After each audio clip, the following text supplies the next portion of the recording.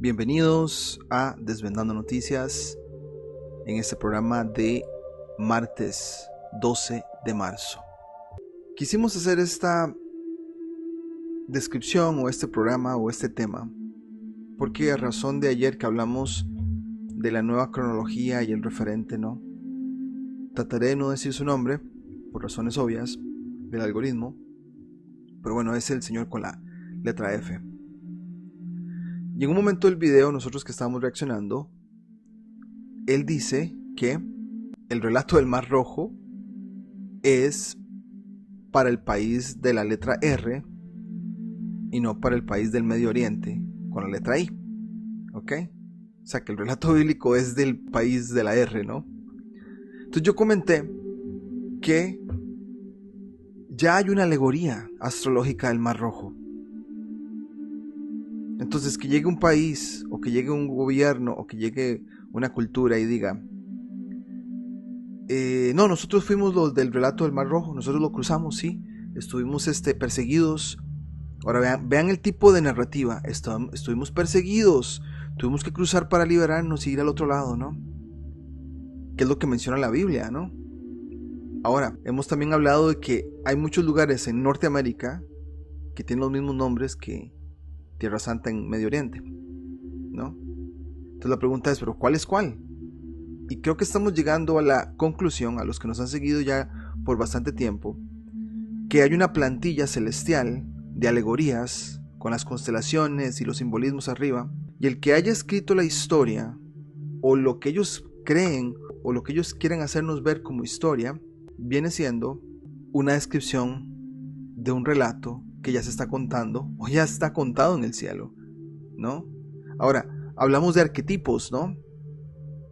Un arquetipo es como la plantilla original donde, pues por ejemplo, el ejemplo más básico es, bueno, ¿cuántas veces hemos dicho que hay muchos Jesucristos, ¿no?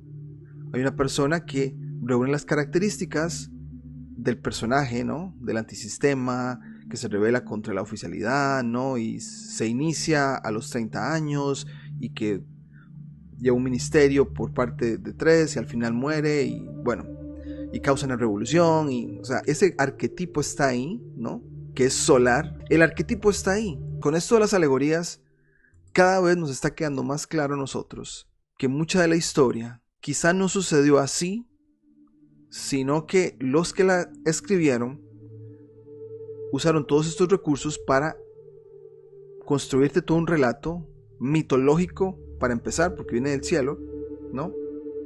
Y te lo personifica. Y en muchos de los casos quizá es menos exagerado, más realista a nivel material, ¿no? Pero este del Mar Rojo, por ejemplo, el de hoy, mucha gente se ha preguntado, hasta incluso todo el círculo de gente que se considera atea. Esto es lo interesante de todo esto, ¿no? Ambos grupos están peleando por algo literal cuando no es literal para empezar. Por lo menos ya es la conclusión que hemos llegado. Y con el asunto del relato del Mar Rojo, vamos a leer un artículo de un sitio que ya habíamos usado para otro tema. Se los voy a enseñar rápidamente. Se llama Star Myths of the World. Y es un autor que tiene diferentes artículos en diferentes temas astroteológicos. Y precisamente tiene uno del cruce por el Mar Rojo. Y es lo que vamos a hablar en esta noche. Acá pues hicimos nuestra traducción. Tenemos unas imágenes para apoyar, pero la mayoría es relatado en el texto que él escribe, ¿no? Pero bueno, empezamos. Dice, mitos estelares del mundo. El cruce del Mar Rojo, ¿no? Ahí está la imagen de... Ven qué interesante. Moisés está dividiendo. Hay una columna de humo, ¿no? Vamos a ver que eso representa la Vía Láctea, por cierto, más adelante. Y tenemos objetos... Hay una división, ¿no? de diferentes cosas. Una a la mano derecha y otra a la mano izquierda. Que es de lo que se va a tratar todo este artículo, ¿no? Entonces, dice por acá. Para explorar algunas de las pruebas de que el episodio del Mar Rojo se basa en los ciclos celestes y las constelaciones, debemos comprender la importante rueda del zodíaco. ¿Ok? rueda del zodíaco. Entonces, eso de la rueda del zodíaco lo hemos hablado muchísimo en el canal. Lo importante que es saber, más allá de la mofa, de lo que hacen los medios para mofarse de la astrología, no estamos hablando de Walter Mercado, no estamos hablando de toda esta mofa de que cometiste un error, entonces echamos la culpa a los planetas, ¿no? No, estamos hablando de eso. Estamos hablando de configuraciones planetarias o configuraciones celestes cuando algo sucede, y lo importante que es saber. La eclíptica, vamos a hablar de la eclíptica bastante hoy. Tenemos a mano izquierda el nombre de las constelaciones y a mano derecha los meses zodiacales.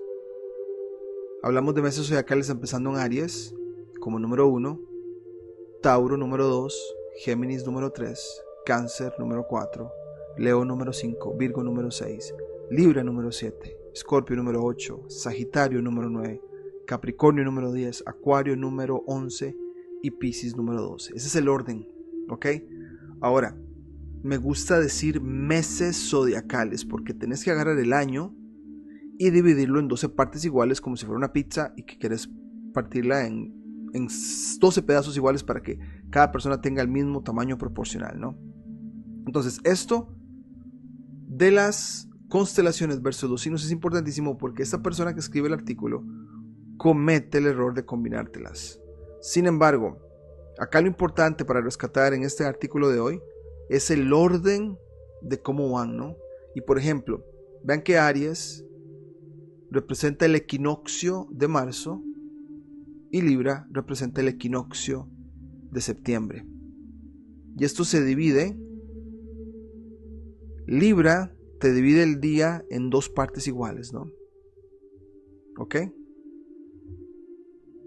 Ahora, vamos a ver que el Señor va a hablar que desde el norte, desde la perspectiva del hemisferio norte, porque volvemos a volver a decir esto, todos estos escritos, en este caso sagrados, son escritos basados en esa ubicación del mar Mediterráneo. A mí siempre me gusta decir mar Mediterráneo porque de ahí nacen todas estas culturas y todo te lo están narrando de ahí y después te lo imponen. Por eso en Sudamérica no tiene mucho sentido, ¿no? Ni en Sudáfrica ni en Australia. Ahora, ¿qué pasa con lo de la cronología también? Ayer que lo estábamos comentando. Una de mis dudas siempre es, sí, es completamente nortecentrista. Vos me puedes comentar de la historia de ese país de la R y que fue un imperio y los mongoles y Tartaria, aquí sí está muy bonito, ¿no? Pero los que cuentan, incluso los que se declaran, digamos que disidencia, ¿no? O que resistencia y que te están presentando todos esos temas, nunca los he escuchado yo decir, mira, espérate, esto viene acá del norte, pero el sur siempre está olvidado.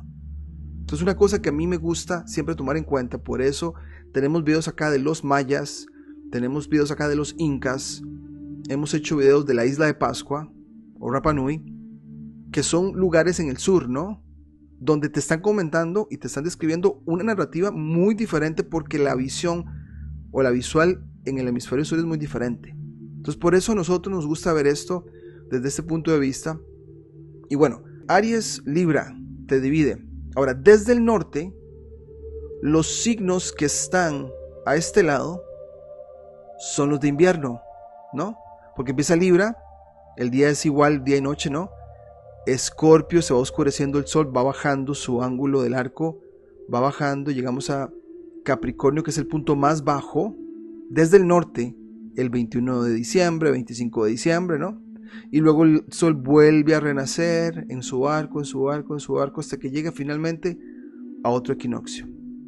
Entonces, el relato del Mar Rojo, como vamos a ver, esto es digamos que una introducción para que podamos entender el texto, es que el Mar Rojo representaría la división de la rueda zodiacal y que debajo del agua serían los signos que son del invierno, donde el sol muere de alguna manera y vuelve a levantarse.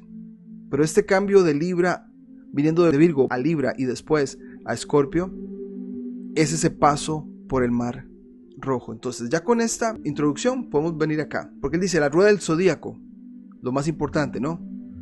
Que representa el ciclo del año utilizado el fondo de los 12 signos del zodiaco, dentro de los cuales el Sol parece salir sucesivamente cada mañana en el horizonte oriental a medida que avanzamos a lo largo de nuestro circuito anual. Entonces, vuelvo así, para la gente que incluso se nos está uniendo recientemente y está viendo nuestros videos, es el mejor ejemplo. Digamos, aquí me voy a ir, siempre me gusta usar la ubicación de Giza, que todos hablan de Egipto y que las pirámides y que geometría sagrada, sí, eso en cualquier lado, pero por alguna razón ponen Egipto y ven que Egipto está aquí muy cerca del mar Mediterráneo, o sea, es esta área, de aquí nacen todas estas descripciones.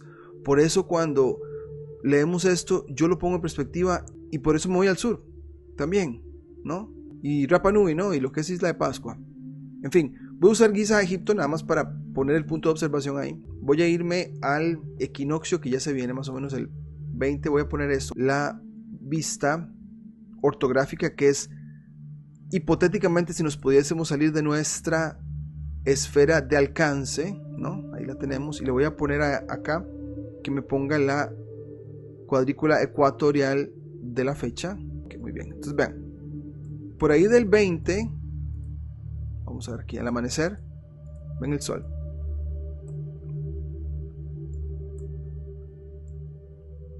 Esta línea que viene para acá. Entonces vean, ustedes tienen acá, o tenemos la esfera celeste, ¿no? En el caso de Giza, con el polo celeste norte para acá y el polo celeste sur, pues no se puede ver por un asunto de ubicación, ¿no?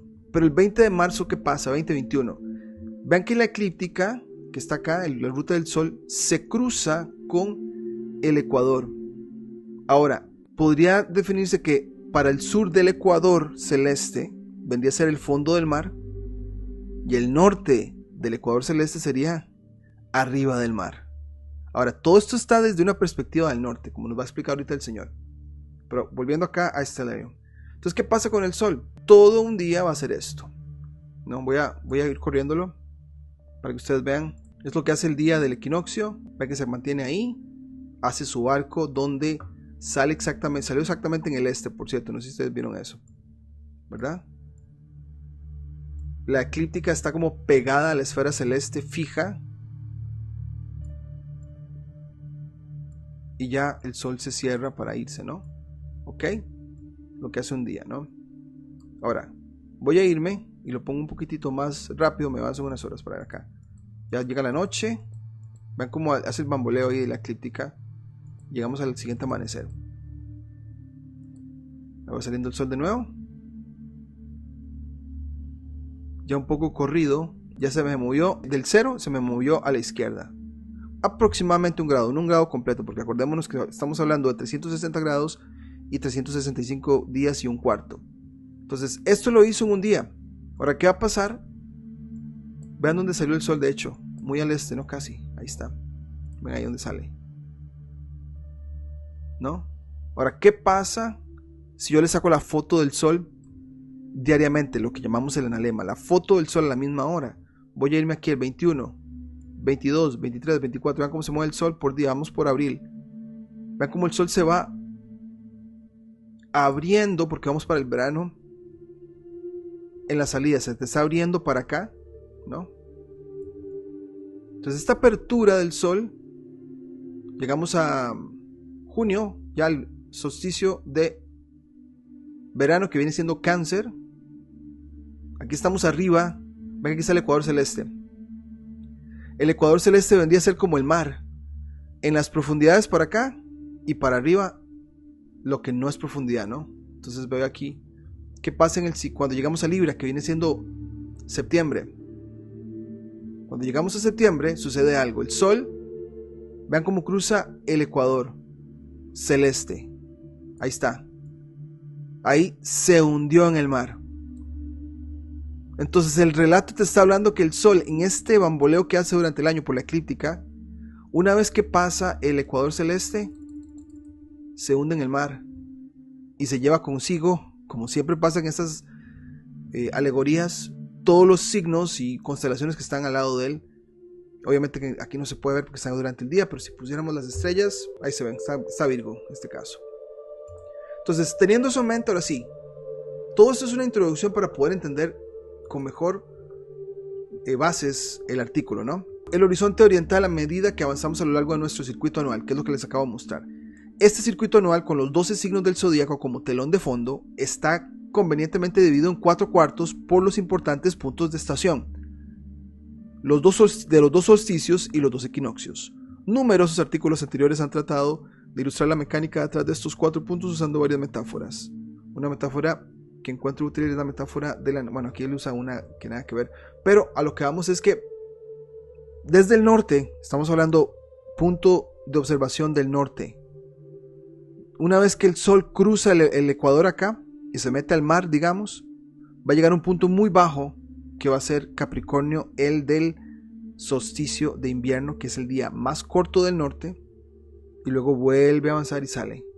Publicaciones anteriores ya han discutido la evidencia de que este antiguo sistema mundial de la metáfora celestial a menudo representaba los puntos de equinoccio, donde la trayectoria de la eclíptica del sol cruza nuevamente por encima del ecuador celestial durante el día, iniciando la mitad del año en la que los días son más largos que noches, y regresar debajo del ecuador, aquí ves que lo marcó él, encima, debajo del ecuador, durante el día, iniciando la mitad del año en la que los días son más cortos que las noches, como lugares, bueno, ahí ponen de sacrificio. Luego dice por acá, en estas historias de esta palabra con S, que contienen pistas para indicar que pertenecen a uno o a otro de los equinoccios, casi siempre se menciona una dirección. Vamos a decir, el sacrificio es en un cruce que sube, el equinoccio de primavera, o en un cruce que baja, el equinoccio de otoño. Es posible que el cruce del Mar Rojo, en el que las escrituras antiguas nos dicen que Moisés sacó a los hijos de Israel de Egipto, también represente un cruce equinoccial. Y es que ahí está la alegoría. El cruce del Mar Rojo es un cruce equinoccial. Hasta la palabra cruzar, ¿no? Creo que hay buena evidencia que sugiere que este es el caso, ya que nos va él a expandirse en el tema, ¿no? A continuación se muestra la rueda del zodíaco con los 2 puntos de cruce de los equinoccios marcados con una X roja en cada punto de equinoccio. La línea divisora horizontal separa la mitad inferior del año, desde el equinoccio de otoño hasta el equinoccio de invierno y luego nuevamente hasta el equinoccio de primavera, la mitad del año en que los días son más cortos que las noches, de la mitad superior del año, que se extiende desde el equinoccio de primavera hasta el solsticio de verano y luego regresa al equinoccio de otoño en la otra X. Entonces él muestra esta rueda equinoccial muy similar a nosotros, pero con diferente, digamos, no en diferente orden, sino que en diferente posición. Entonces vean que acá ponen, este es Aries. Aries te lo ponen acá. Yo en mi rueda tengo a Aries acá arriba. Es básicamente, si yo agarro la rueda y me la traigo para abajo y la pongo Aries acá, y la que seguiría, vamos a ver acá. Vamos a analizarla. Aries está avanzando hacia la derecha, lo cual no está tan correcta, pero bueno, está al revés. Yo desde el norte, el sol se me mueve grado por grado hacia mi izquierda, o sea, hacia mi este, mientras las estrellas y todo se mueve al oeste, se va como moviendo.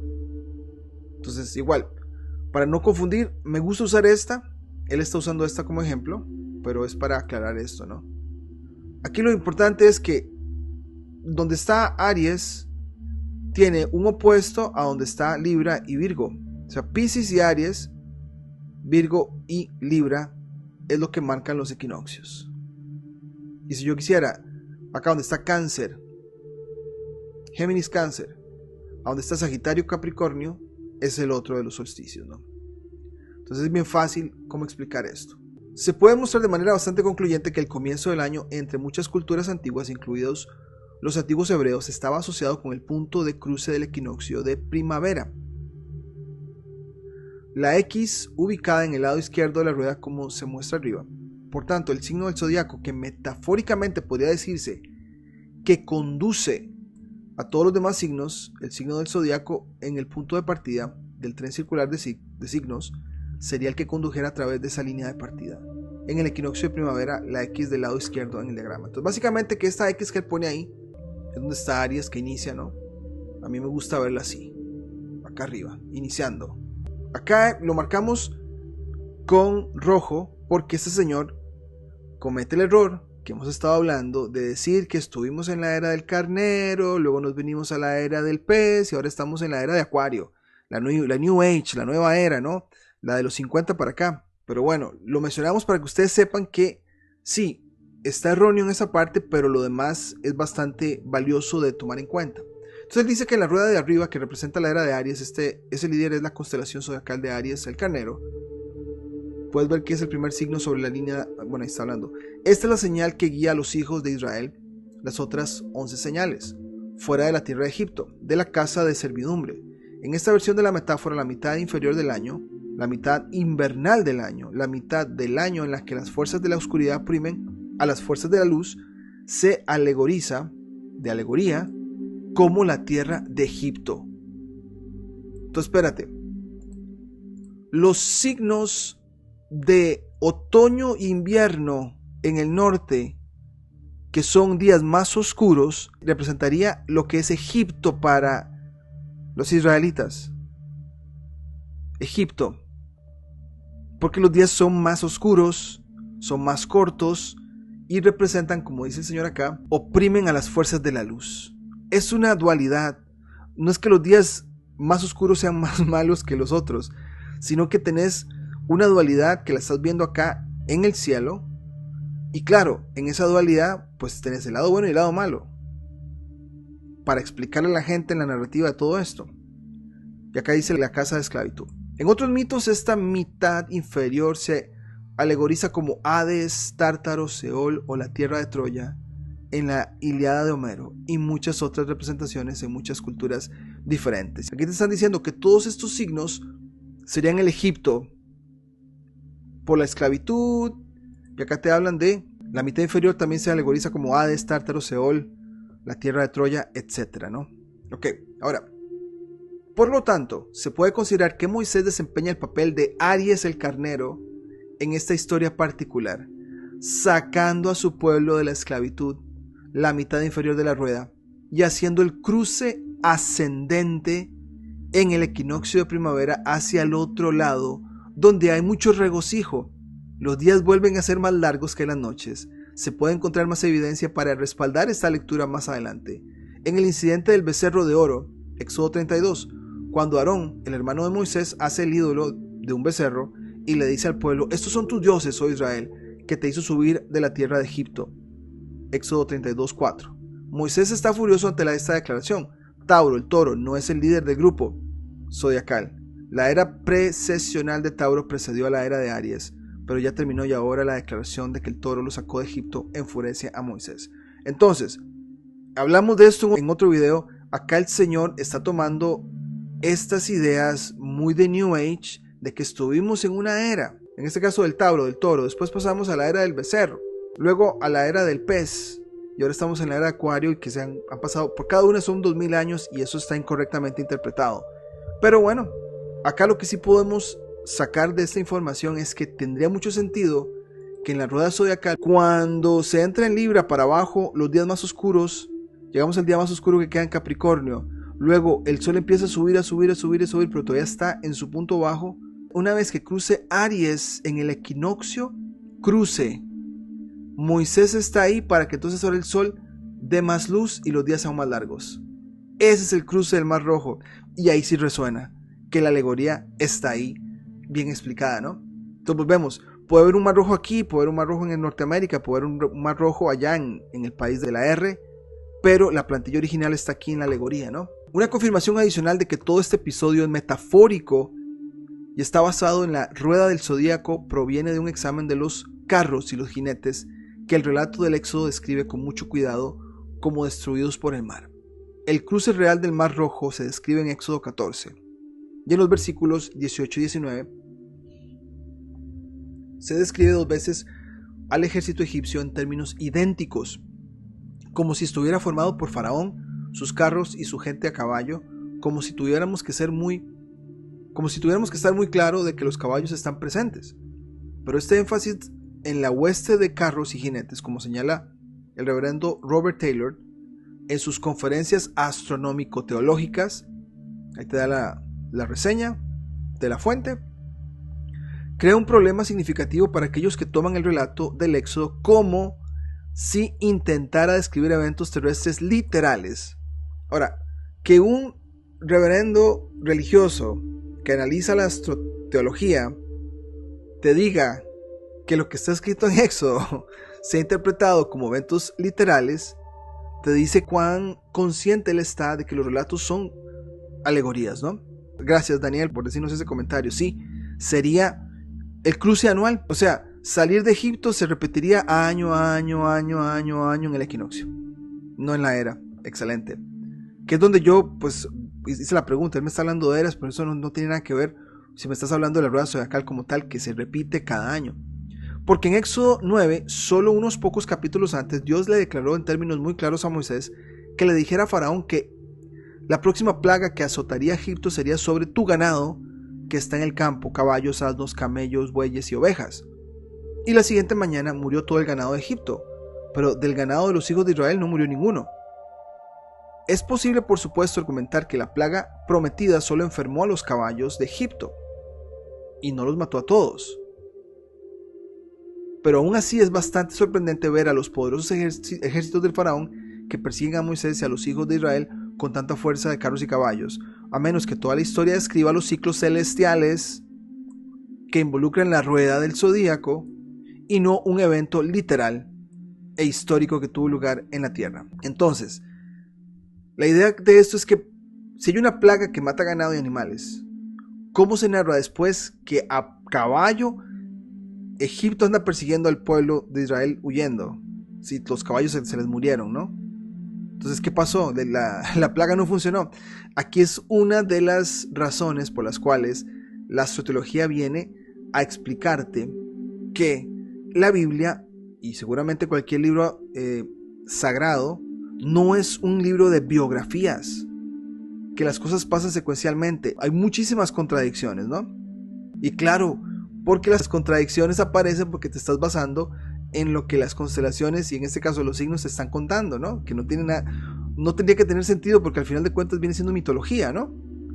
Además, la siguiente plaga descrita en Éxodo 9:19 y siguiente, la plaga del granizo, parecería estar diseñada para matar cualquier bestia restante de Egipto que no haya sido asesinada por la plaga anterior que acabamos de describir. Allí Dios le dice a Moisés que haga que los hijos de Israel saquen sus bestias del campo, porque cuando venga la plaga de granizo, todo hombre y bestia que se encuentre en el campo y no sea llevado a casa, el granizo le descienda sobre ellos y morirán. Éxodo 9:19. Entre estas dos plagas es difícil argumentar que quedarían muchos caballos en Egipto, e incluso si quedaran algunos difícilmente estarían en condiciones de engrosar un ejército poderoso para perseguir a Moisés. Una contradicción muy válida, ¿no? Entonces, ¿por qué de repente hay caballos para perseguir al pueblo que está huyendo, no? Porque te está contando un asunto meramente astrológico en este caso. Sin embargo, una vez más, esto es solo un problema si el evento no es una metáfora. Y la evidencia fuera de esta historia, de muchas otras historias dentro de la propia Biblia y de mitos alrededor del mundo que sostienen que lo es. Ahora bien, podríamos preguntarnos, si el evento es en realidad una metáfora celestial, entonces, ¿por qué habría tanto énfasis en que hay caballos y carros en el ejército que son dejados atrás para ser enterrados en el fondo del mar, cuando los hijos de Israel liderados por Moisés cruzan o suben al otro lado? Claro, quedan atrás, porque a nivel del año, el signo, en este caso las estrellas también, se van quedando y vienen otras, ¿no? Siguiendo el análisis de Robert Taylor, creo que la respuesta se puede encontrar si miramos nuevamente la rueda del zodíaco y al final de la mitad inferior del año, la mitad en la que creo que este relato metafórico en particular representa las fuerzas opresivas del faraón, verás el signo de Sagitario colocado a un lado del punto del solsticio de invierno, un punto más bajo de toda la rueda del zodíaco. Entonces acá, vean que Sagitario parece como un soldado con un arco defendiendo, a punto de llegar al punto, valga la redundancia, más bajo, desde el norte. Volvemos a decir eso, desde el norte. Esto en el sur no tiene sentido. Los incas tenían otra narrativa porque ellos veían esto como de manera opuesta, ¿no? Pero bueno, y con otro tipo de simbolismo. Entonces Sagitario está ahí para defender, ir defendiendo, porque el sol está a punto de llegar a ese punto tan bajo, que es el que se ha usado también como alegoría de la resurrección y la muerte de Jesús, y después el nacimiento también, por los 3 días que el Sol se queda como en la misma posición y después vuelve a subir. Pero esto del Sagitario aquí defendiendo tiene demasiado sentido, ¿no? Sagitario es un jinete y un arquero, a veces un centauro, y justo cuando el carnero cruza la línea horizontal hacia la tierra prometida de días más largos y el gobierno de la luz sobre la oscuridad, Sagitario queda abajo en el mismo momento, parte inferior del año, de hecho en el mismo fondo del mar. Ok, lo que se está diciendo es que si el Sol está acá y esto es el fondo del mar, Sagitario quedaría con Capricornio en el fondo del mar, ¿no? Las acciones de... esto está interesantísimo también, la parte que sigue. Las acciones de Miriam, porque te hablan de una figura femenina en este relato. La hermana de Aarón. Proporcionan más apoyo a esta interpretación después de que se logró el cruce seguro. En Éxodo 15:20 y siguientes se nos dice que ella tomó un pandero en su mano y todas las mujeres salían tras ella con panderos y danzas y cantaban que Jehová había triunfado gloriosamente y el caballo, su jinete, arrojado al mar. Éxodo 15:20. El texto aquí nos da una pista muy fuerte de que Miriam en este caso es interpretada por la importante constelación zodiacal. Aquí te dice constelación zodiacal de Virgo. Y vuelvo a decir esto. Hay autores que confunden los dos, pero creo que se están refiriendo al orden. Pero dejamos claros que los signos zodiacales, que son exactamente meses que pasan siempre al mismo tiempo, es algo muy diferente a las constelaciones que vemos en el cielo. Claro, a Virgo te la van a poner así como está aquí en la esquina, ¿no? Cuya constelación en realidad incluye un tenue disco circular de estrellas que se alegoriza en los mitos antiguos de muchas maneras, pero a veces como una pandereta o pandero, ¿no? Si miramos de nuevo la rueda zodiacal podemos ver por qué Miriam es quien responde al cántico de Moisés, presentado también en Éxodo 15. Ella es la otra constelación situada justo encima de la línea que separa la mitad superior del año en la mitad inferior. Entonces ven acá. Si estamos aquí en Aries, cruzando, Virgo estaría como a la par de Libra aquí. Así como hicimos el ejemplo de Sagitario con Capricornio, aquí tenemos a Virgo con Libra. Cerca del otro signo que te divide el mar, ¿no? Si observa el diagrama de la rueda se verá a Virgo ubicado del otro lado de la rueda, justo encima de la línea horizontal. Claro, arriba del mar. Y justo antes de, bueno, aquí te habla de la X. No quiero usar su rueda zodiacal, quiero usar la mía, digamos. En el lado derecho del diagrama tal como lo vemos en el... Bueno. Por tanto, ella y Moisés están por encima de la línea. Han cruzado el Mar Rojo y escapado de Egipto.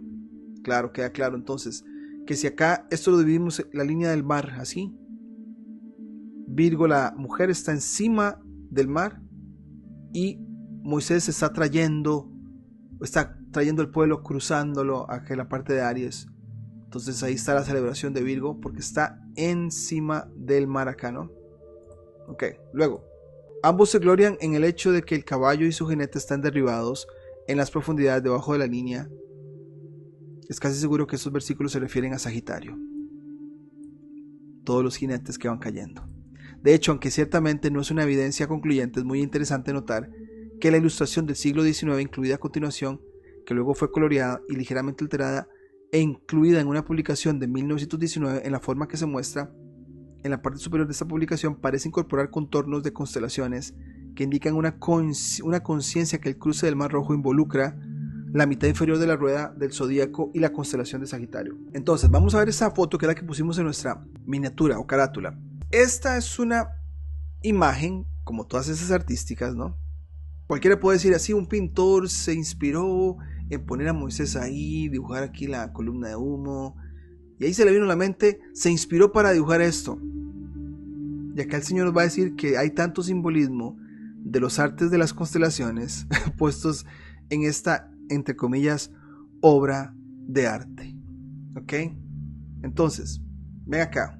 Tal vez no leeré el texto, pero voy a explicar aquí lo que él está diciendo. Los contornos incorporados en el grabado de arriba, este de acá, sugieren claramente las dos constelaciones del zodíaco a cada lado de la columna de humo. Entonces hay constelaciones acá y hay constelaciones acá abajo. Ok, acá las que están al fondo del mar y acá las que están arriba del mar, ¿no? Dice por acá, la columna de humo, la Vía Láctea, en su parte más ancha y brillante vista desde nuestra ubicación de la Tierra, la constelación de Escorpio a la derecha de la banda de la Vía Láctea desde la perspectiva. Bueno, acá él te pone la Vía Láctea, Escorpio vendría a ser un guardián, como dicen los templarios, ¿no? Y tenemos Sagitario acá. Sagitario y Escorpio son los guardianes de la Vía Láctea, ¿no? Entonces él te está diciendo acá, según su interpretación, en la imagen de arriba usted podría ver claramente la columna ascendente de la banda de la Vía Láctea. O sea, la Vía Láctea se te levanta casi vertical, ¿no? Que viene siendo la columna de humo. ¿Ok? Perdón. Después dice, he dibujado los contornos de Sagitario a la izquierda, como lo describe acá, y los contornos de la constelación de Escorpio también. Sagitario, Escorpio, y creo que él te habla también de, sí, obviamente múltiples cabezas de Escorpio. A continuación se muestra la misma ilustración superpuesta al diagrama celeste. Las correspondencias no son perfectas porque el artista ha optado por aumentar el tamaño de los elementos de Escorpio en su obra, disminuir el tamaño de la figura de Sagitario, pero podemos examinar cada uno de ellos por separado para mostrarlo más claramente, que definitivamente están presentes en la representación del artista. Ya la pone acá. Él superpone, claro, porque la Vía Láctea vendría a ser esto, ¿no? Que la forma de los cuerpos representaría a Sagitario en el fondo del mar, y la manera como este cuerpo está dibujado representa la inclinación que tiene Escorpio, y Moisés siendo este acá. Entonces, él está entrando o proponiendo un gran punto en todo esto, ¿no? Que incluso la manera de dibujar probablemente viene inspirada en las constelaciones, en el arte de las constelaciones para dibujar este relato bíblico. O sea, no fue porque se le ocurrió al artista y se inspiró, ¿verdad? Sino que, mira, pongamos a la izquierda al Sagitario, ponemos a la derecha a algo de Escorpio, ¿no? Y al principal aquí lo que es Moisés, pues que se queda allá arriba, ¿no? La justaposición anterior realmente no hace justicia al contorno de Escorpio que el artista puso en la representación del cruce del Mar Rojo. Pero luego dice, él va a hacer otro tipo de contraposición de las imágenes. A partir del aguijón de la cola de Escorpio, la ilustración incorpora los ángulos de la cola al incluir a un hombre mayor que es ayudado por un hombre más joven. El hombre mayor se apoya en un bastón con las 12 manos. Él está hablando de acá. El bastón, ven acá. En la parte inferior de la representación del artista, su rodilla levantada, rodilla adelantada, crea el contorno del aguijón al final de la cola de Escorpio. Desde allí los elementos de la ilustración conducen a la rodilla doblada de la pierna derecha del joven que se acerca para ayudarlo con un brazo, mientras que con el otro brazo sostiene a un niño, probablemente su hija.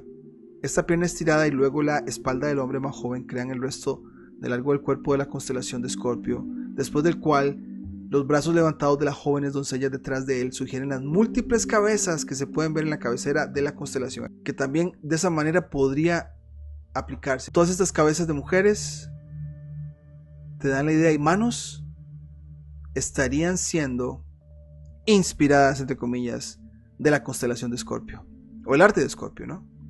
Ve aquí incluso la columna vertebral de este hombre, también. Entonces volvemos, la inspiración del artista viene de arriba, ya la idea está ahí para que ellos la pusieran en el arte, básicamente, de la alegoría. La correspondencia con Sagitario, el caballo y su jinete es un poco menos obvia, tal vez porque la coincidencia con el método de H. Rey para delinear a Sagitario no es tan precisa, pero está bastante claro que la pintura contiene un caballo y su jinete, siendo derribado, y que elementos de la región de Sagitario aparecen estar incorporados en la obra de arte, acá abajo. El que va cayendo, que viene siendo un jinete con su caballo, y él lo muestra de esta manera. De que hay un jinete con su caballo representando a Sagitario tiene muchísimo sentido, ¿no?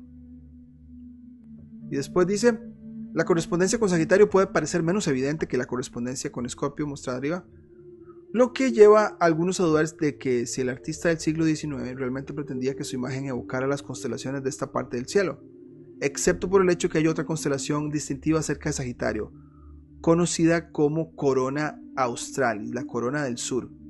Se encuentra justo al oeste, a la derecha de cuando miramos el horizonte sur, desde el hemisferio norte en los pies de Sagitario. Entonces, voy a irme a... ahí está Sagitario. La corona esta. Vean. Si le ponemos acá etiquetas, Corona Australis. Está pegadita a Sagitario. De hecho, quitemos ya esto para que no nos estorbe. Tenemos a Sagitario y la corona, que está pegadita a Sagitario. Entonces, señores, nos están diciendo que esa se encuentra justo al oeste, a la derecha de los pies de Sagitario. La corona sur se arquea en una amplia forma de C con su apertura hacia el oeste, hacia la derecha y hacia la banda de la Vía Láctea, correcto. El artista ha incorporado muy claramente esta forma de ser en su obra de arte, en los brazos extendidos de uno de los guerreros caídos de la imagen, debajo de la representación del soldado con los brazos alrededor del cuello de su caballo. Vamos a ver, ahí está, la forma de la C. Y es que eso tiene muchísimo sentido. O sea, el artista, yo sé que mucha gente piensa, ay, sí, seguramente se inspiraron para hacer todos estos artes renacentistas. Ya la idea la tenían en el cielo. Plasmémosla en pintura, pero yo no tengo que hacer ningún esfuerzo mental para inspirarme. Ya la tengo ahí, la idea. Y después, bueno, la columna del humo de la ilustración y la columna ascendente de la Vía Láctea también es tan evidente que no se puede negar, sobre todo teniendo en cuenta que las dos constelaciones del zodíaco en las que hemos estado hablando y que parecen estar incorporadas en la ilustración, Escorpio y Sagitario, se encuentran en ambos lados de la Vía Láctea en su sección más brillante. Y eso lo mostramos también vean la Vía Láctea acá. Entonces, tanto Sagitario y Escorpio están a un lado del otro de la Vía Láctea, que viene siendo la columna de humo del arte ahí con Moisés, ¿no? Esto deja por supuesto la figura de Moisés en la ilustración. Está colocado de tal manera que esta obra de arte en particular, que es posible que el artista esté conectando a Moisés con Ofiuco. Ahora recordémonos, Ofiuco, para no confundir, está acá, es un hombre que está ahí, puede ser Moisés, pero Ofiuco, por ser la 13ª constelación y necesitas dividir el año en 12 partes iguales, pues no es parte de los nombres de los meses del año. Eso es hablar de meses del año, eso es hablar de simbolismo con las estrellas y sus constelaciones y sus artes muy diferentes, y no calza con esto, ¿no?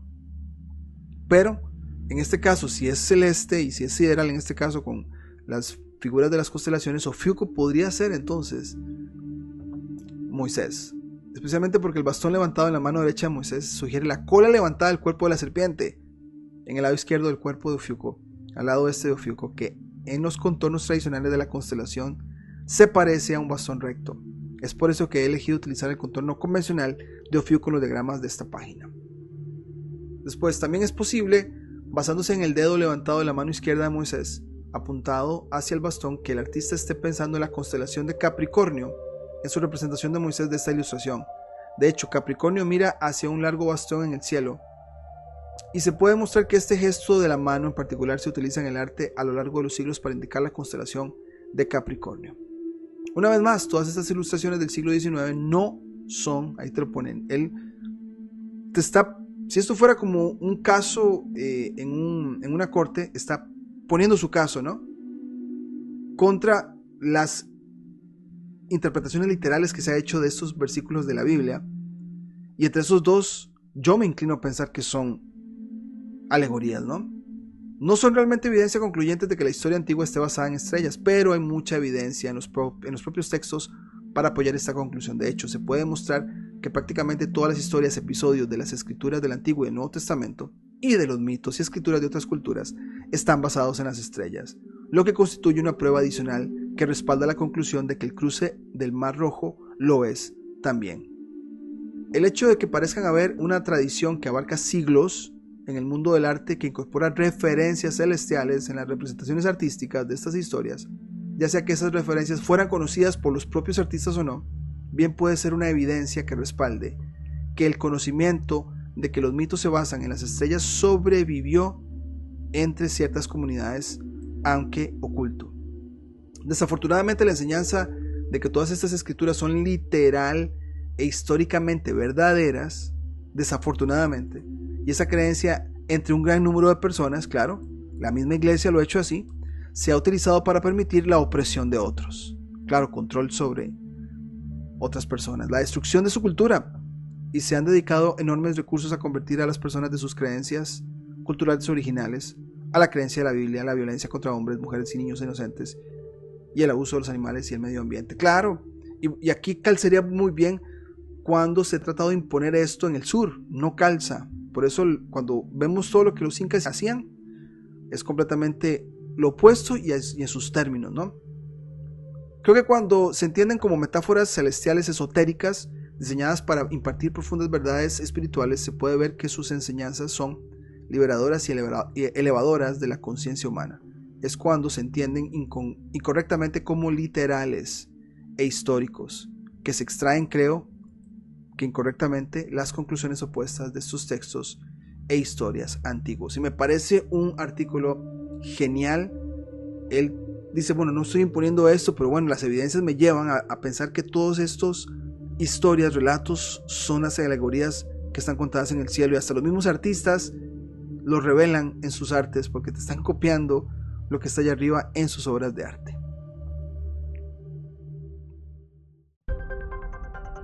Si te gustó el contenido del canal, no olvides suscribirte, darle campanita para notificaciones. Tenemos el botón de unirse para aquellos que nos quieran apoyar como miembros. Pero por ahora sería todo y nos vemos en la próxima.